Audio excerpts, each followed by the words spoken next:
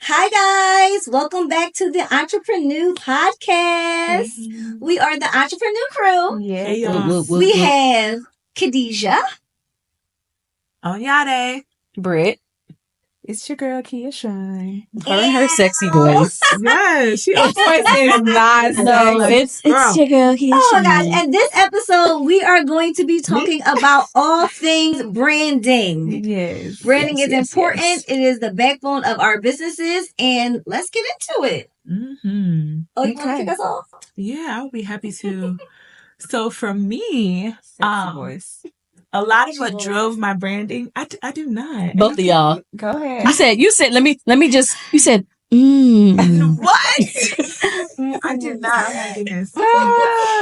So make me blush. No, I don't.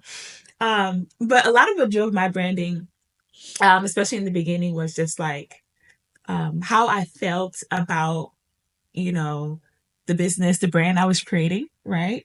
The purpose behind it and how I wanted other people to feel about it. And so I kind of started with a lot of emotion. A lot of emotion goes into branding, right? Like how do you want to be perceived out there? Mm-hmm. And so because I named my brand, my business, after my child. So Aarin, her name is Aarin. My company is called Aarin Co. And the and Co actually is supposed to represent basically all the other children that our products intend to serve. So not the true and company meeting that you would see like in like a Tiffany and Co. Or something like that. And so I really was trying to create like a high-end luxury children's brand that really celebrates children of color especially and children with textured hair. Because I didn't see a lot of that. Like a lot of the children and baby brands that I would see that I would consider high-end and luxury, a lot of the imagery and the branding and targeting wasn't necessarily like, as diverse as you would want it to be. Right. And didn't speak to me. So I really wanted to create a luxury children's brand. So with those feelings in mind and, family in mind, I was like, okay, that was driving a lot of the decisions. And so when I was starting the company, first and foremost, with registering the company, I had to make sure the name was available. Right. Yes. I didn't have a doubt that it won't be available because my child's name is in it. But you never know. So I, did a quick search to make sure that the name was available, both on Google and the trademark website, which is USPTSO. You can actually go on there to see if a name is trademarked or not, because that's also very important in branding is trademarking your business name. That's a business thing and kind of sort of branding. And so it was available there, and also my domain as well. Yeah. I wanted to make sure that all my handles, social, on Facebook, Instagram, wherever it was, and my domain were available because those could be big roadblocks. Yeah. Especially like if you become married to the name of your brand or your business. And have to Oh change my it. goodness. And then you go check the domain and it costs $30,000. It's taken because there are people that buy domains and sit on them. Yeah. No, that's why. But one thing that they do is they look at trademarks. If you filed the trademark, they will go get that domain name and then try to sell it to you for $30,000 because that's what they did with ShampooTime. The guy kept coming back to me, you want to buy this domain? I was like, nope, I'm good with Love ShampooTime. And I checked it every so often. And then one day it became available. And they gave up. Wow. Yep. And I snatched it on up. Yep. Classic example. But I still have Love ShampooTime as the main thing, but I've connected, ShampooTime to it. But yeah, they do that. So yeah. Secure that domain. Secure the domain. So it was like one of the first things I did once I decided what the name of my brand, my company was going to be. And so again, with the branding, one of the things that I also wanted to do was make sure I had some of the fundamentals of a brand together. So my colors, my typography or your font, basically how your brand shows up in packaging, your website, your design, your socials, imagery, all that stuff. Like a brand guide. So it's called a brand guide when you put all that. So your fundamentals. And so I actually hired someone on Fiverr to put together a brand guide for me. So including my logo. I also have my slogan as well too, which I came up with again, which is a little luxury for our most precious humans. It's cute. Again, thank you. How did you come up with your logo? With my logo? Mm-hmm. So I kind of explained how I felt about the brand and how I wanted people to feel about the brand to the designer on Fiverr. Okay. And so they gave me a few logo options. Okay. And then I finalized my logo. But essentially, I wanted it to be a very clean, high-end looking font. Yeah. Because the logo, it's not only my brand name, but like it shows up on all of our products as well too. So I also have an avatar logo as well too, like an icon. So Instagram, for example, you have your Instagram icon or your avatar. That is the avatar, it's right? Called, I think it's called an avatar. Right. Yeah. So I had the person I hired on Fiverr just design all of that. I said, what kind of colors? He asked me what kind of colors do I like. I was just like, I like very like clean, neutral, but I also want something unique. A lot of the brands I saw out there as well too that were modern. I want something modern, chic, luxury.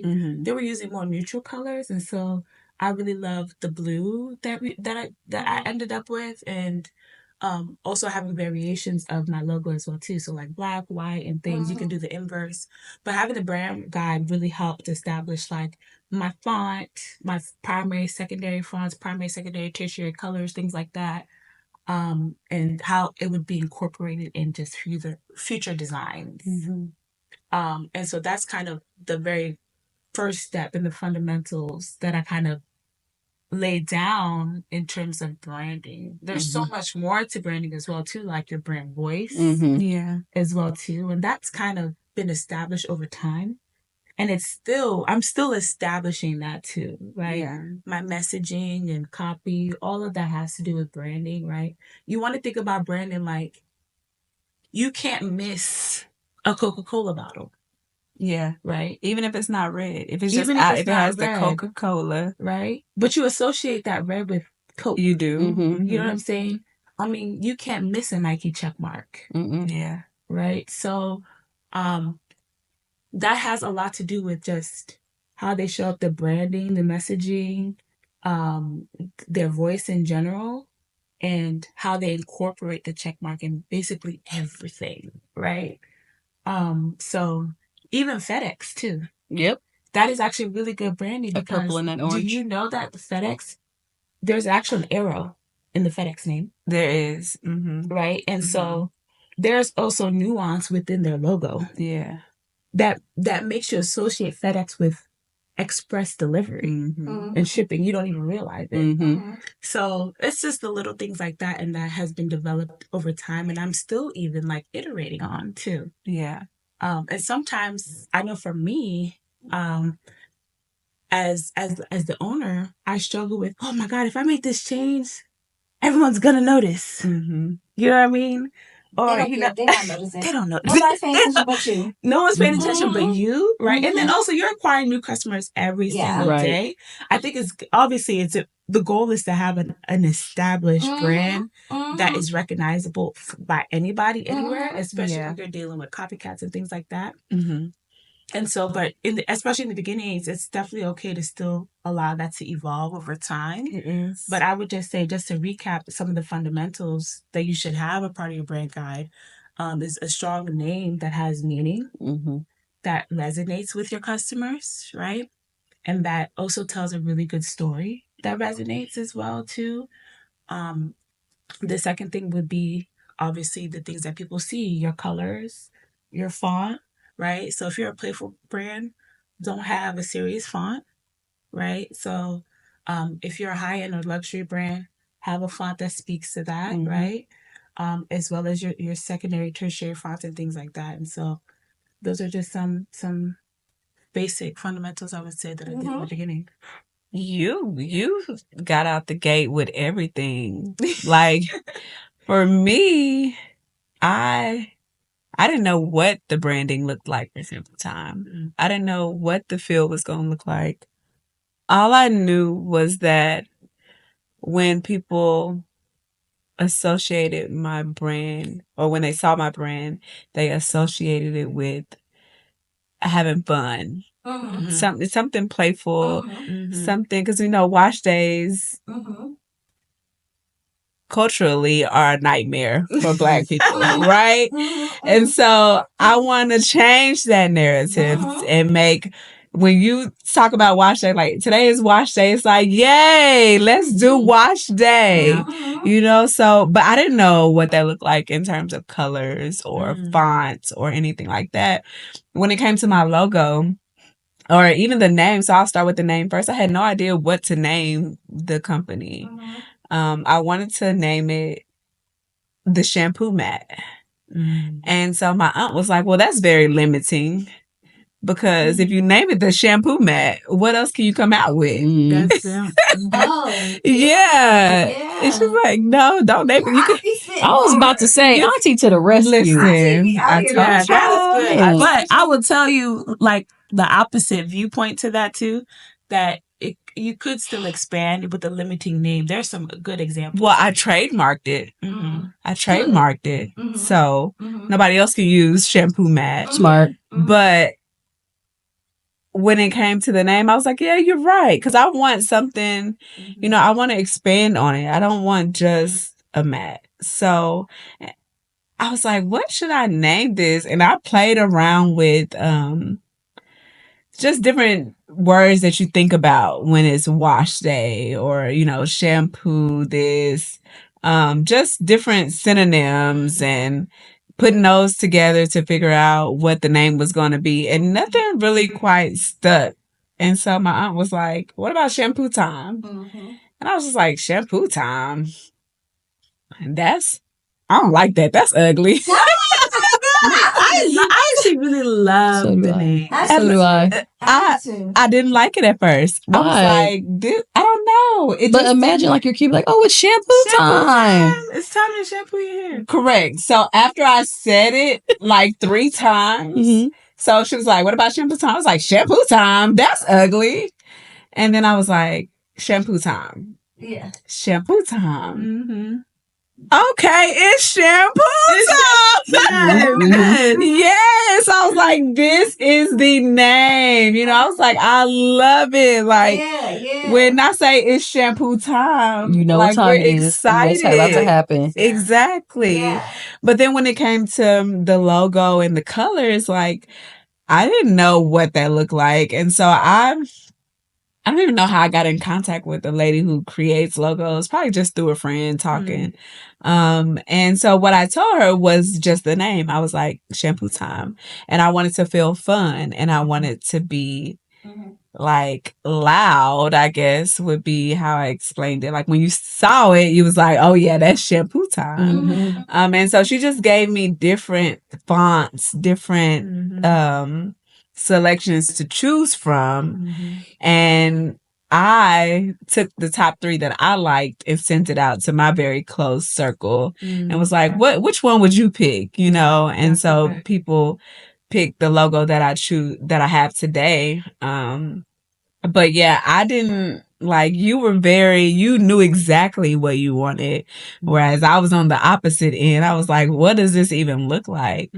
But, I love it today because, like, our colors are just bright, and just to expand on that with more products is going to be, it's going to be super fun. Yeah. And you have so that just goes to show you, like, you said you want people to have fun. Like, you have a very fun feel to your branding. Like, when you look at your logo or your site, it feels very fun, bubbly. Yeah. You know what I mean? And it's really important. Yeah. I know. Oh, so, well, that's funny because I was originally I actually did name the company Carter Celeste. It was a Carter Celeste LLC is what I did at first. And then my CPA was like, well, I feel like you should separate them. Like, ShampooTime needs its own, business and business structure. So I went back and did that. But everything stems from my daughter. She is the motivation. She is my rainbow baby. Your muse. Yes. I love and that. so I wanted. I didn't know she was your rainbow She's baby. my rainbow. I didn't know that either. Yeah, I lost a baby at 6 months before her, and I would not have her today had I not lost that baby because of the timing. Yeah.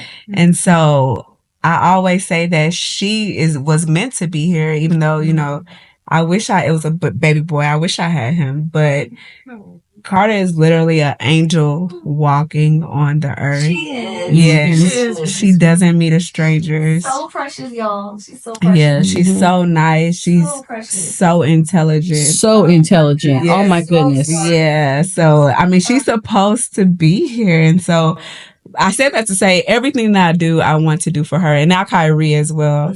My new baby, but who is also adorable. Baby, she is spicy. She gives the run for the money right there. She is the one. Yeah, she is spicy. But yeah, so I originally named it Carter Celeste, but ShampooTime is definitely more fitting. I do want to do a mommy and me swimsuit line, so I might be contacting you. Yeah, tons of collab to do. Yeah. I'm doing baby and mommy and children's waterproof headwear. Really? I want to do swimsuits, but I digress on that. I did want to touch on a point though, in terms of like naming it Shampoo Mat versus Shampoo-Time. Okay. If you take Beauty Blender as a classic example, there's other brands too, but they started a company based on a single product, the Beauty Blender, the sponge. But now they have makeup and all this other stuff as well too. So if you do have a name, or if you already started a business and it's named after your hero product, it's okay. It's okay. You can still expand in that too, but that is definitely something you want to consider. Like, is this a product-based brand specifically? Is that the only thing you're ever going to sell, or do you want to add more things? Either way you decide to go, you don't have to limit yourself, because there have been other successful brands that have expanded beyond that hero product as well too. Yeah. Yeah. And it's funny because that's what I did. I did the K&K Group LLC is the umbrella company. Okay. But Aqua Headwear is under K&K Group. Okay. So I kind of looked at it like I wanted to be like the Gap. So the Gap is the Gap, but it has Banana Republic. It has Old Navy. It has Lululemon now or something like that. And I wanted to be like, okay, so K&K LLC is overarching, and then under that is all of the little spikes that come from it. So all of the other companies from that. And I realized, speaking with attorneys and everything, that you can have an LLC and have umbrella companies underneath of it, or baby companies underneath of it. So that's what the intention was behind why I did K&K Group and Aqua Headwear, because the intent was to have different companies stem from it. And then for the logo, my business partner at the time, she actually drew it out. She drew out the A, the Q, and then she put like a turban over the Q. U-A. Oh, that's cute. And I love your logo. Me too. Me too. I was like, oh my gosh, this is amazing. And at the time, and her good friend, Jeff, who is our graphic designer and who is my graphic designer to this day, I love Jeff. He is amazing. He can do anything. And Jeff, we just sent him the picture and he made the logo. He just made it happen. And we were like, oh my gosh. And then the font and everything. And then at the time, our slogan was, where fashion meets function. Because one of my friends was like, oh my gosh, this is where fashion meets function. Like the turban and then I was like, oh, that's so cool. And then it became like protect your hair and style. So, logos and slogans and stuff can change because everybody started using where fashion meets function. And so then so that's how but the whole thing with Aqua, I didn't have any name. Like there was no name. We just started the business. There was no name. We just knew we wanted to do waterproof turbans and headwears, and we just trying to figure it out. And as we figured out, we were throwing names out there. It took us maybe like a year in to actually come up with the name. Oh, wow. And even with the name, we threw names out there and folks were, and we were like, which one do y'all like? Yeah. And what sticks? And then when we had like swim scarves and like all kinds of stuff. And then Aqua Headwear, Aqua Waterproof Headwear is like listed up at Aqua for water. So it's like water headwear. Is that why your colors are the way they are because of the aqua blue? And that strategy was crazy too because you wanted that perfect blue color. Yeah. It had to be like the perfect blue. Free from water. Yes. I didn't want navy or like a ashy blue. I wanted like a vibrant, cause I'm like my personality is like, so I wanted something like, yes, like you're like the brand has to speak to your personality too. And I'm not like a people type person. So, but my business partner at the time was very like, she was like quieter and like more like subdued, but she loved the color too. But I think the color, she's like, this color gets on my nerves. Oh my gosh. Because it just was like so bold. But I love that bright blue color because when you see it, it's like, that's Aqua Waterproof Headwear. Like I do that color. Yeah. So that is how we came up with, I love that. Yeah. So if you didn't come up with the name until a year in, what were some of you did you hit any roadblocks where you were looking to see if it was available, your domain? Absolutely. So the crazy part is we bought everything. So once we decided Aqua Waterproof Headwear and we Googled everything and said it doesn't exist, nobody has it, the name register in your state, the trademark association, like all that, nobody had it. So we grabbed it, and at that point, the crazy part is though, y'all, this is so crazy. Even though we had the name, it took us a couple years to trademark our name. What? Really? Because of the word aqua? No, because we were stupid. Stop it.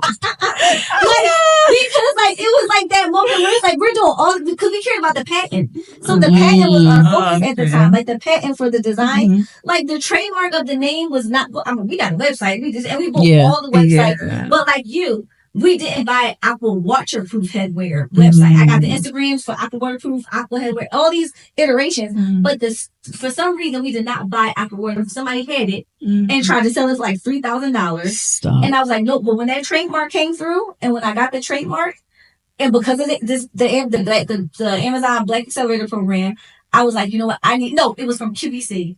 And I was like, QVC, we went on QVC and they were like talking about trademarks. Yeah. I'm like, I need to trademark this right now. Yep. So when we did that, that's when I was like, okay. And when the trademark got approved, all of a sudden, this person who had Aqua Waterproof Headwear, I guess he figured he couldn't do anything, or he or she couldn't do anything with the name because it was trademarked.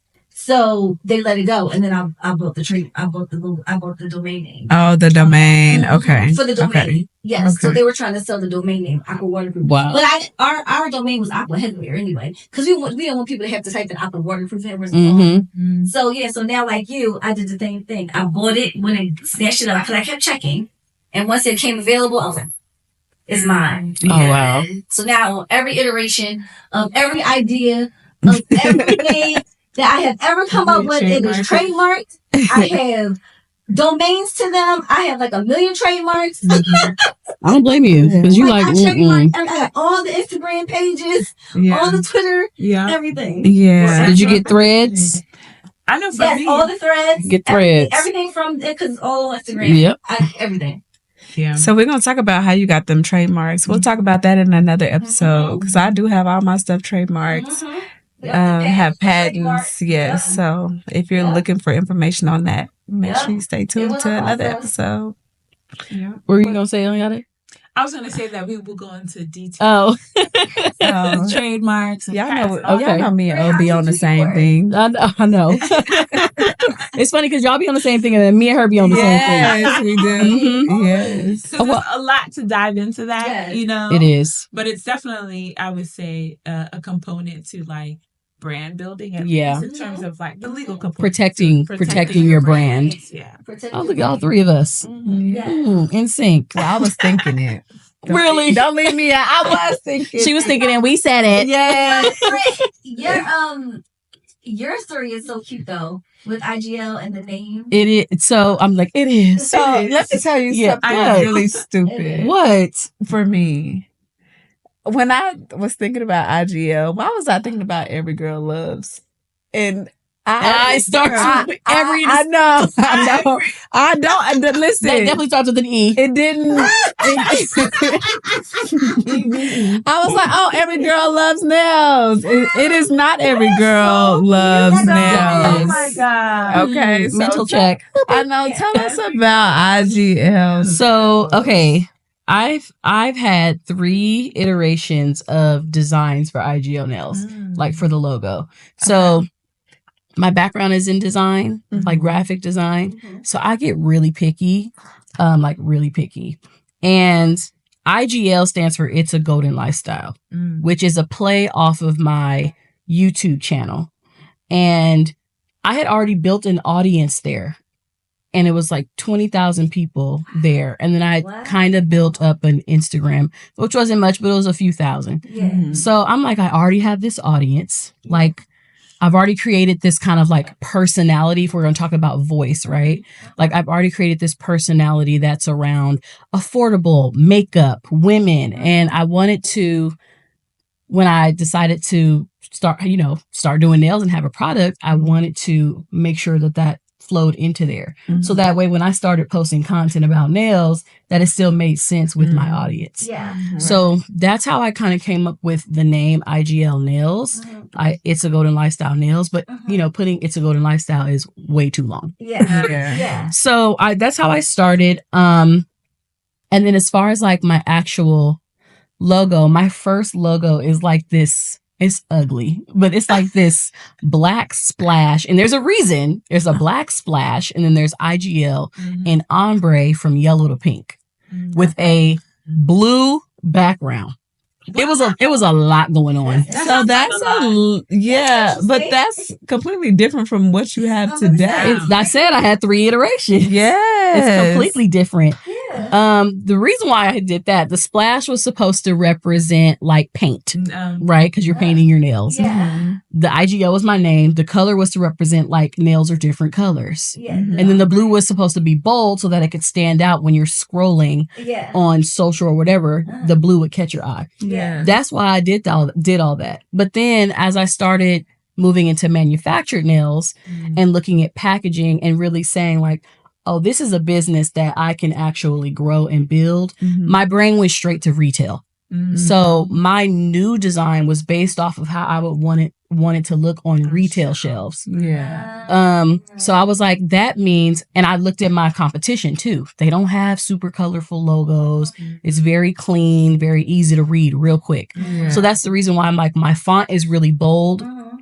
It's sans serif, which means it doesn't have any like lines, extra lines in it, which is something that's more of like a classic look. Like when it has that line that looks like, fancy. I wanted mine to be more like in your face, especially because I was doing pop-ups and stuff. So I'm thinking about, okay, when people walking around, they have all of these options to shop from.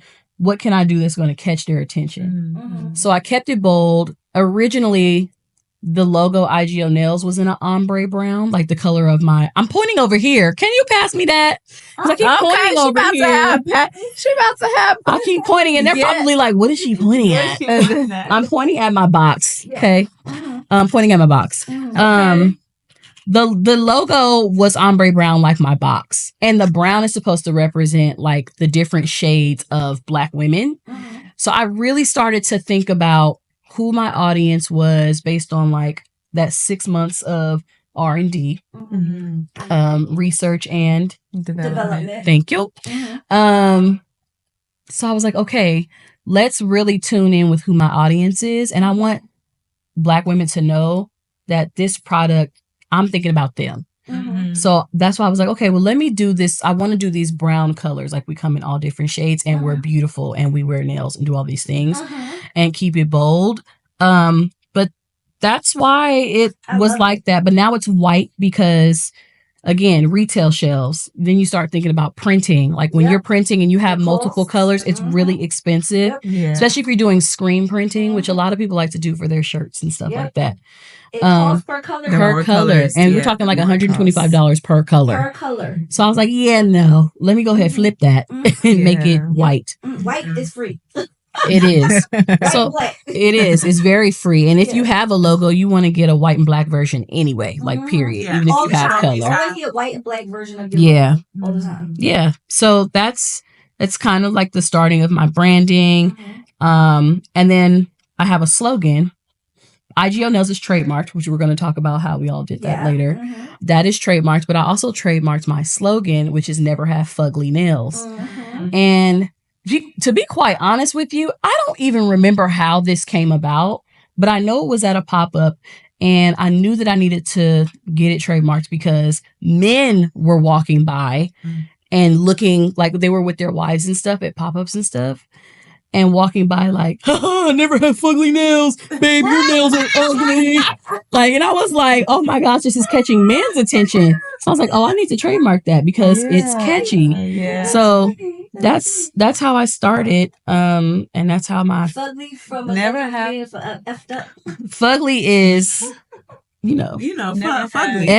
effing ugly. And if you've seen Mean Girls, it's actually a play from that movie. Okay. Which is very on brand with like my generation. We are Mean Girls lovers. Our slogan is wash, rinse, and rejoice. I like that. Yeah. I never knew that. That's so nice. I know, right? I have to do, I got to do more with it. You should. Because we really want to elaborate on just wash days being a joy. Like, it's not a pain anymore. Mm-hmm. It's not a pain. What's your slogan, Khadija? Do you have where fashion meets function, and now it's protect your hair and style. I like that. Protect your hair and style. I changed it to protect your hair and style because a lot of people use where fashion meets function. Yeah. Mm-hmm. And then you said yours. Oh, what's a little luxury for our most precious humans? I love that. I do. I was just everything about your brand. Like when we were going over, we had a pitch competition for the Target, and we were going over everybody's deck. When yours came through, I was like, "Come through!" And very clean. It was very clean. Very. Yes. Very clean. But still not boring though. Yeah, no. Yeah. It still spoke to little people. Like it still spoke to who your product is for. Yeah. But adults are buying it. So we have to be intrigued by your branding too. It was clean and luxurious feeling. So you did a good job. That makes me so happy because job. You have these ideas of how you want something to be perceived. Yeah. Right? But that's not always how people will receive it. Yeah. So it's just always reassuring to hear that and get that feedback. So thank you. Yeah. That's amazing. Like everything you have. So I don't even have a brand. What'd you call it? A brand kit? A brand guide. A brand guide. You know why it's good? One. Because if you ever have to have somebody work in your company, all you gotta do is give them that brand guide. Like when you start, I'm sure you have already, but when you have your staffing and stuff like that, you give them that brand guide to make sure that your voice continues throughout everything. Because if you have like you upload the Canva, it'll automatically pull your brand everything over when you're doing your images. And it's easy instead of just being like, oh, it's this. That's like, good. here you go. I love Canva. You can actually upload your brand kit to Canva. It'll put your brand colors and your font and your logos and all your logo variations. You can use it in all your designs. But the brand kit is also, it's like the main part of your brand assets that you would give to anything. Like if you're doing any collabs, partnerships, or whatever, they'll ask for your assets. You have them in one place. Your assets also could include imagery, like some standard imagery that you have for like lifestyle and product photos for your business. But like for your affiliate program, you can upload all that stuff onto your affiliate platform, and your affiliates can just pull it and use it. Okay, so let me put that on the list. Brand guide needed. Yes, brand guide. You have it in one place, like it's consolidated, and it's just an easy way to communicate. Listen, it's about. People need to see your brand show up consistently. Yeah. It's a way that makes everything. No, seriously. And you got me organizing my stuff. For affiliates. Because my stuff was not organized. That's on my list. So we have a list. Right, a running list. Yes, a productivity tracker. Now, I was going to call it the Get Ish Done list. I love that. But here comes with her very organized.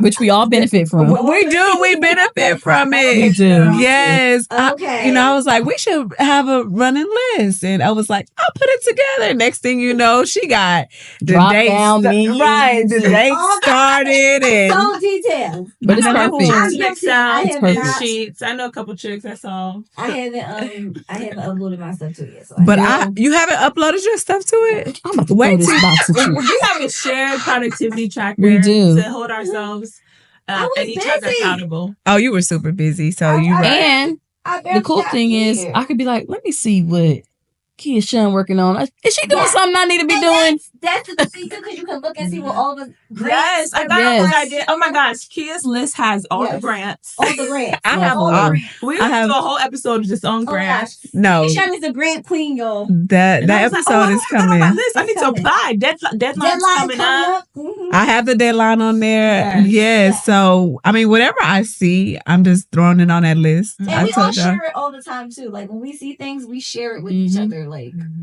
tag. You're good about it. Listen, my thing is, if I know I'm gonna make it, right, but I want my homegirls to make it. Yeah. So if I know something that's gonna help you advance, whether that be a resource, a grant, I think you should look at this person. This person's product starting to look like yours. Yeah. I'm sending it because I want you guys to be successful. Because I don't know, I want to be around successful people. Not play how Kia-Shun be coming back to these copycats. That's another reason why having a brand is important. It is. No. Playing. People can copy you and not have a good brand, but people will always patronize the brand that they recognize and associate that product with, right? Absolutely. A million people can sell a hat, right? But only Aarin Co can sell an Aarin Co hat. And your fans, your supporters will tag you. Baby, listen, baby, they will tag you under them and be like, listen, no, you didn't. I get to do this. Did you see Aqua? Yes, absolutely. I get so many DMs because my lawyer was like, "How do you find these people?" I said, "I don't find them. I literally get DMs. Have you seen this? Somebody's copying you. Yeah. Yes, somebody like you. I sent you one.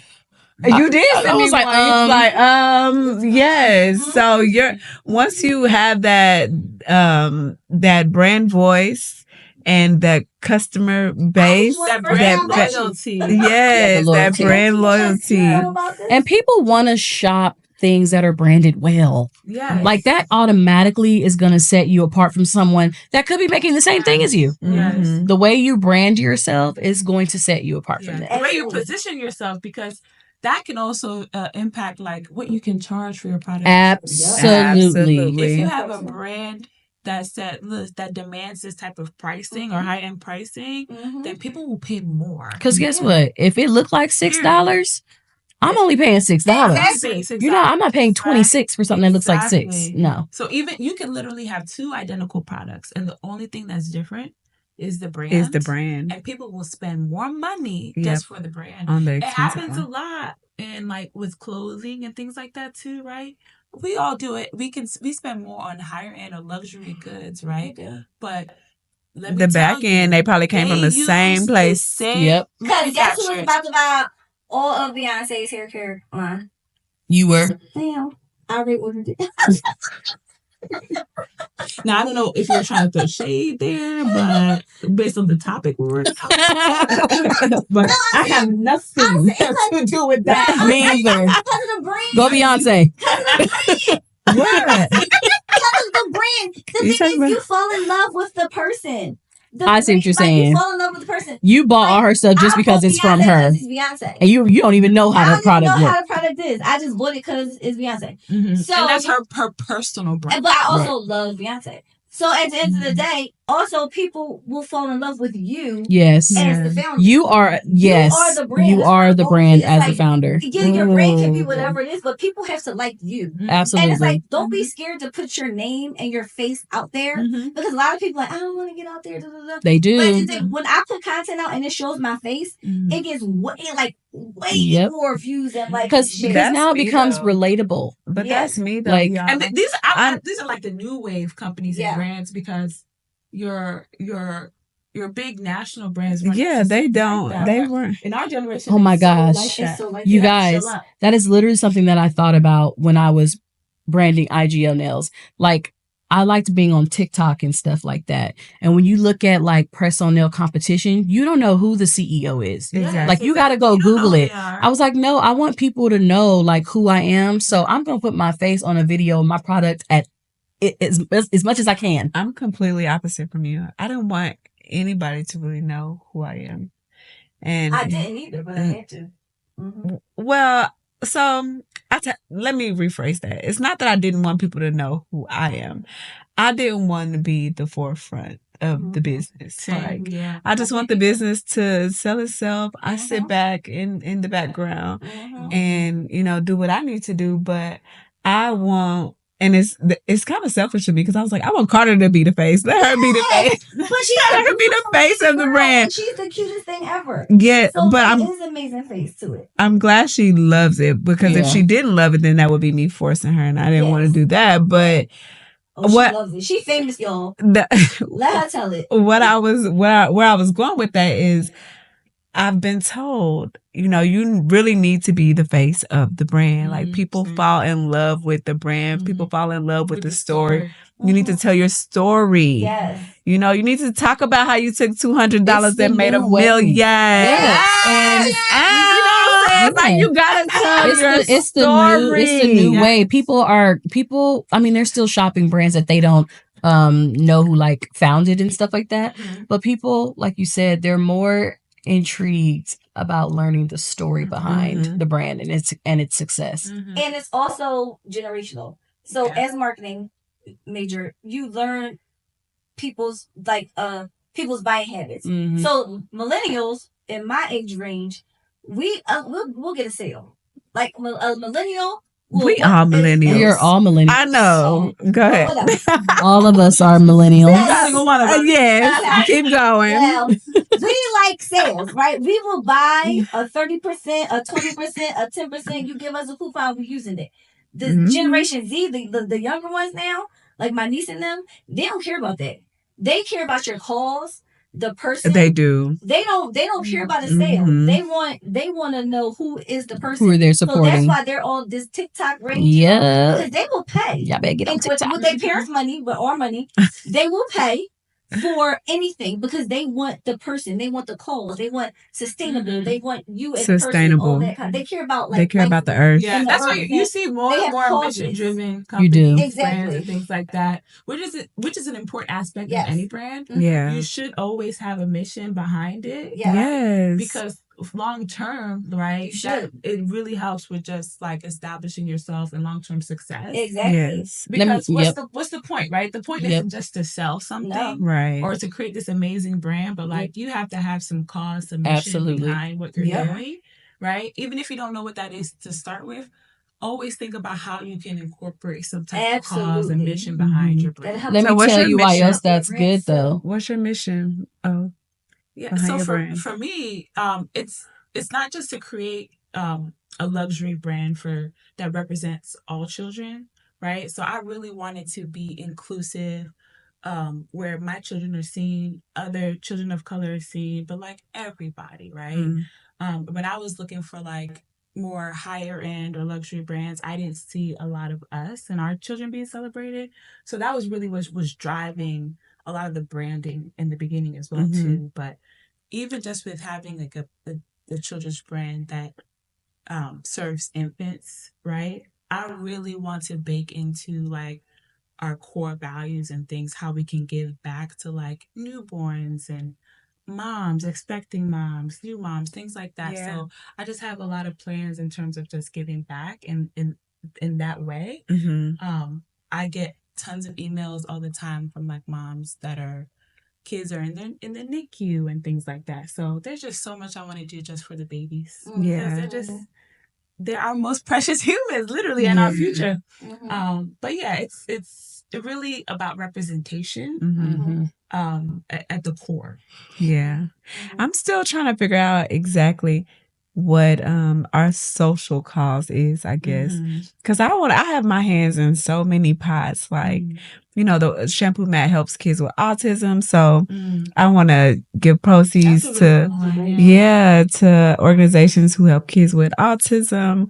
You know, in February we did the Black History Month black mats and the red mats to benefit the American Heart Association. And then also I picked a local nonprofit here in Dallas who helps pregnant women and children. And so the proceeds of our black mat a portion of that went to that organization. Mm-hmm. So it, like you said, it's very important to have a cause. You don't want to just be like, let me make all the money, but like, how can I make a difference in my community? Absolutely. You know why else that's important? Because you're going to have a lot of times when you are tired and over it and you want to quit. And when you're doing things for money, it's easy to quit. Yeah. Because you can find the money anywhere. Money is always flowing. You Yeah. gotta preach. So when you have a cause, or not even just a cause, when you have values, a mission, your why, it brings you back to why you're doing it and you continue to go. Yeah, and also nice customers. Like when I get a nice email, Oh my God, yes. right. I had a long day. I don't feel like packing orders or something like that. But I get a nice email that was like, "Oh my God, you just don't know how much your product changed my that's life." facts. That's facts. You know, I'd be like, every single one of them. You do. yes, and it never gets old. Like I don't get tired of hearing No. it. Never. I never It thought fuels that. me. I never thought that I would have a product where I was actually like building women's self-esteem.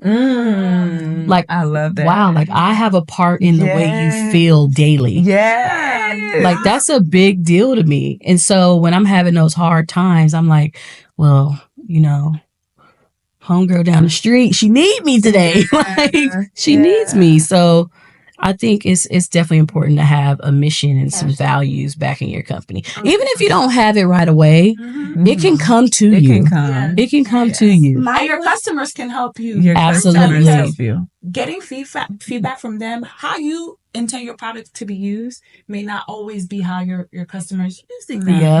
And so I've learned so much just even with our voice and messaging from our customers. Like I have people email and say like, I feel so empowered as a mom to take care of my daughter's hair. Or I get a lot too from like biracial kids where the mom is maybe Caucasian and she has no idea what to do with her child's hair. Yeah. And so she is literally actively looking for products for textured hair.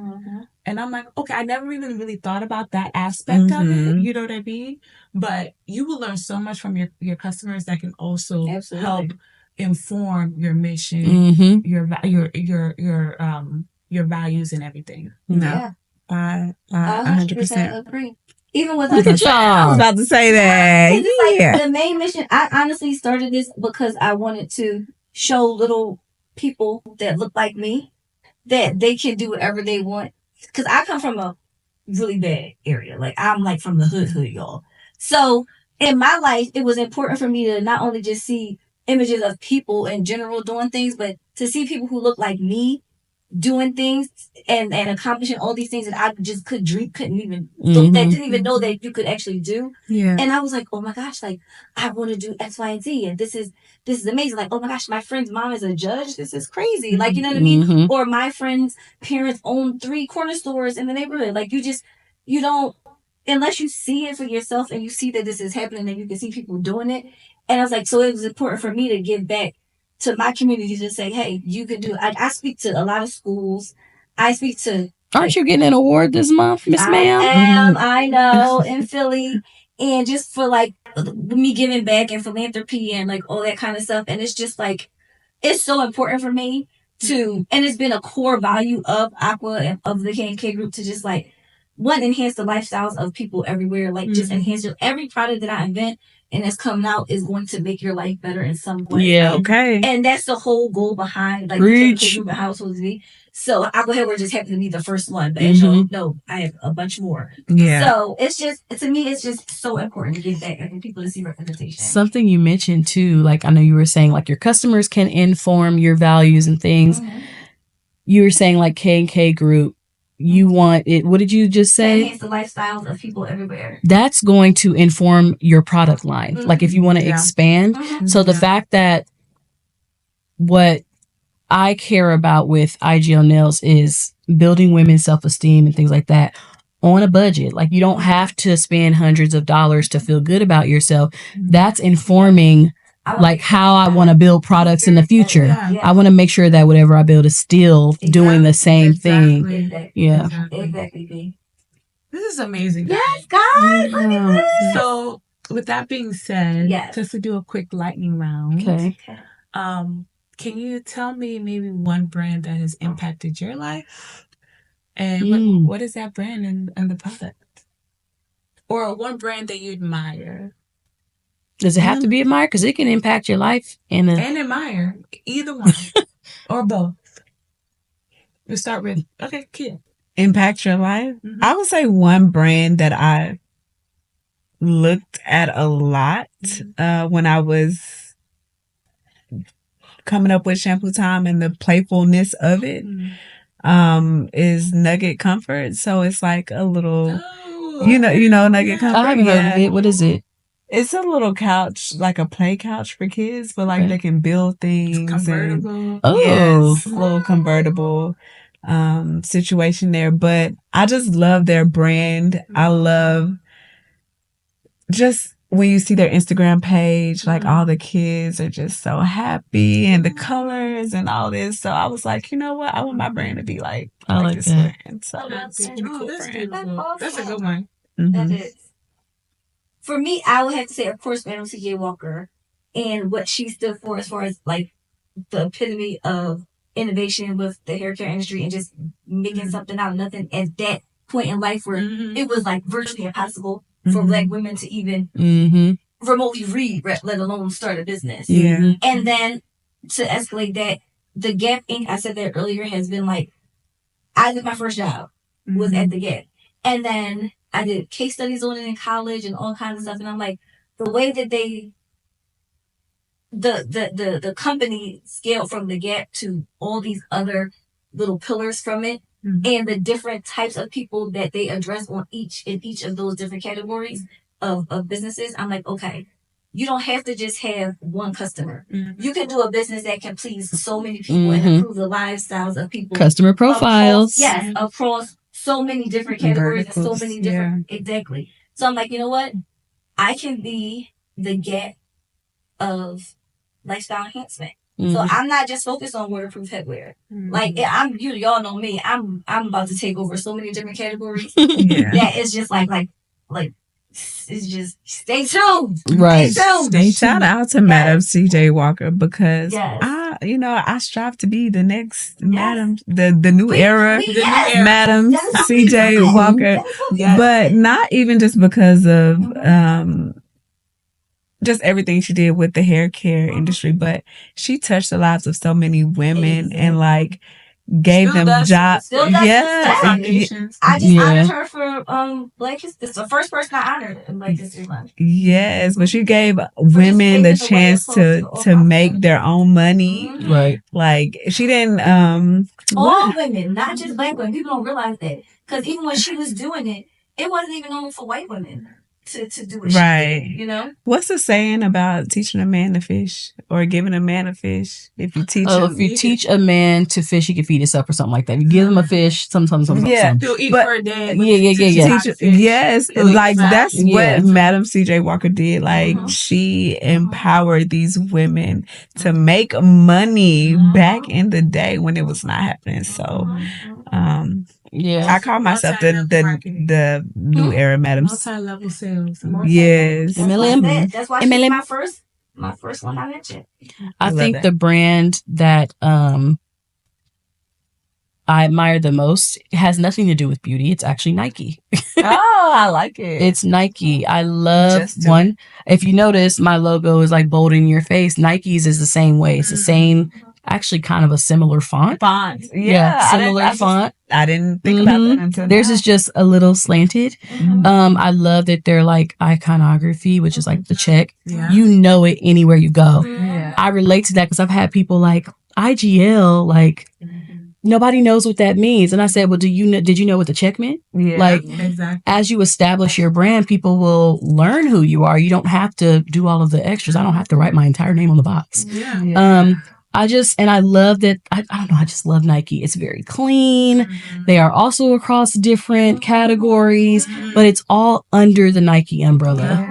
So definitely Nike. One thing I want to say about what you just touched on was people, they can have opinions about what you're doing. What you say? They always will. They will. And sometimes you learn from it. sometimes you will, but also when you really believe that, you know, whatever it is should be that, stick to that. You know, don't let people's opinion persuade you. Like you said, they gonna learn what IGL Nails is today. You know, they gonna learn it. Like, they don't have to know what it is right away, but building that brand recognition is what it's called. You know, people gonna see the I, the G, and the L and be like, oh, I know exactly what that is. The L. Exactly. Exactly. So, what about you, O? For me, it has to be the Honest Company. Oh, yeah. Oh, I like this. For so many reasons. Yeah. For many reasons. The first is the founder. You know, if you listen to Jessica Alba's story just about like why she wanted to start it, it's just so relatable as a parent, as a mom, right? Just wanting clean, honest products for your children. Yeah. So that's the first part. The second part is like, as a brand, just all the products that they offer, right? They're just not for baby and children, but like they have skincare, makeup as well too, with honest ingredients. And so I love how she's just been able to, first of all, pivot from being an actor into an entrepreneur. I love that. And actually disrupting a category that you haven't seen much change in a long time. That's true. Right? Yeah. So like, selling diapers is like, you know, it's hard to compete with Pampers and Huggies and all those people, right? Or even children's products in general. But like, my kids, like, because of the brand, like when I was, you know, starting this journey of motherhood, like I had Honest everything. Yeah. Because I trusted the brand and their products, right? To be clean and honest for my children. And so I really, really respect the brand that she has built and how she's been able to diversify over time and just disrupt such a large industry, like to the point where like they're a public company. And so that's what I want for Aarin Co, right? To be associated with that level of just excellence. I mean, I love Honest Cookies. And it looks luxurious. And it does. Exactly. And it's not super expensive. It's not super expensive. It's modern, and it's like it's for me, my type of me as a mom, okay, you know. So us millennials, I love that. You said something, and I blanked it. Yeah. Hey. I love that story though, because that is what I want to do. Oh, disrupting. It's what I want to do with the hair care accessory aisle. I want to disrupt it, because you see the same like Conair, Sconchi, I don't even know. But what I want to do is when you walk in the store, you go down that hair care aisle, you see ShampooTime products out the wazoo. And it makes you be like, one thing. So Target, we didn't talk about Target being a brand because we'll get into Target. No, I'm just saying like the brand itself. The brand itself. Bullseye. Because I go in to buy.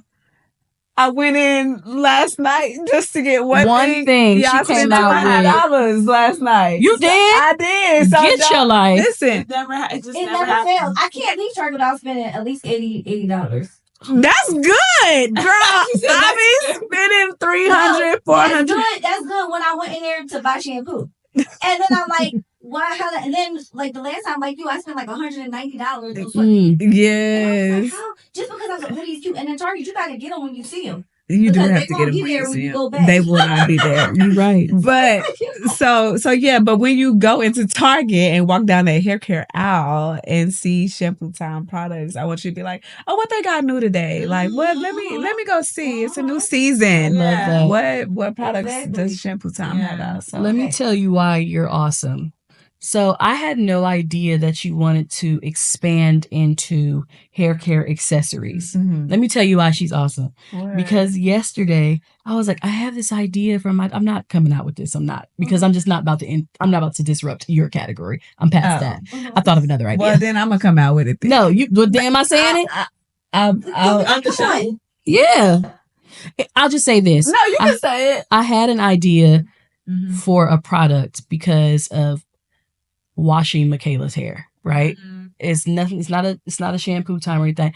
It's just something to help me wash her hair or style it, because I'm using two different tools to do it, and I want to basically merge the two.